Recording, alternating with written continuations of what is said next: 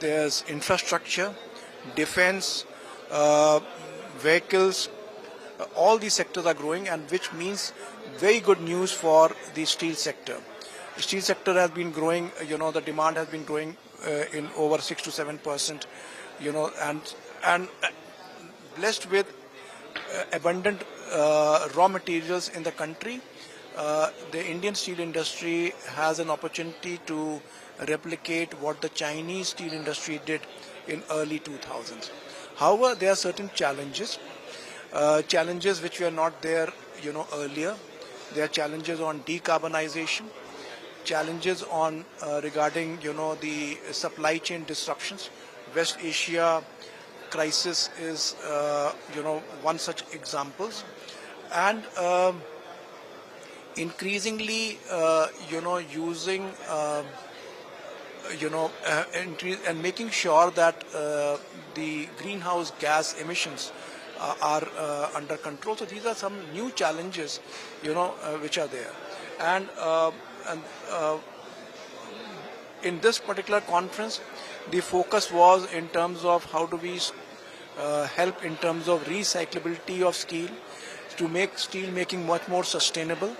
And as I mentioned earlier, that steel is unique, that it can be recycled any number of times.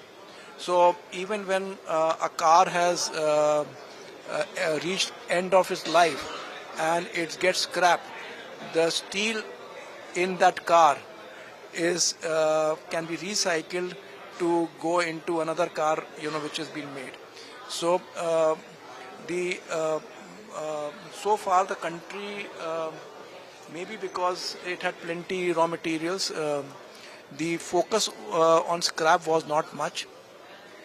And when I say focus on scrap is in terms of having facilities for scrap to be collected, sorted, segregated, processed and made into a form that it can be easy for the steel makers to consume and recycle it.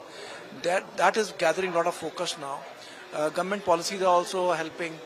So for example, the policy related to end-of-life vehicles getting scrapped at registered vehicle scrapping facilities is all helping in terms of scientific scrapping, and also making sure that the scrap is amenable for recycling.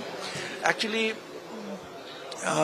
this also point came out earlier that today India is the largest importer of steel scrap. It imports close to about 8 million tons of steel scrap, which makes it highly dependent on imported scrap. Considering that the countries which are today exporting scrap to India are likely to stop this export beyond their borders, because now scrap is like a precious item. The country needs to, there's an urgency in terms of building, the ecosystem for scrap, so that every steel product that gets produced, we make sure that when the steel product gets scrapped, the scrap is collected and brought back for steel making. We are an asset-light company. We are a digital platform, and our objective is to connect different parts of the steel value chain. So we have brought in the steel scrap sellers on our platform so that they can find buyers, discover the right price and realization for their steel scrap. The steel scrap buyers have access to steel scrap through our platform. We have, and this trade, to smoothen the trade and make it frictionless, they are financiers, they are logistics providers, all that are on the platform. We are also using a lot of AI and technologies. For example, one of the key factor in scrap, as far as the buyers are concerned, is in terms of quality of scrap, and they don't want to deal with poor quality scrap once it has reached their premises. And we also want to avoid issues. So we have now, in our app, we have created an AI engine that when you take photographs of the scrap at the time that it is getting loaded for dispatch, even before it is dispatched, the AI tool will assess the quality of the scrap and alert the buyer that this is the quality of scrap which is being loaded. The AI tool will prevent the dispatch of the steel scrap and will say you cannot dispatch if the steel scrap quality is not as per the standard. Second, after the scrap is dispatched, there were incidences where scrap used to get pilfered or it got replaced.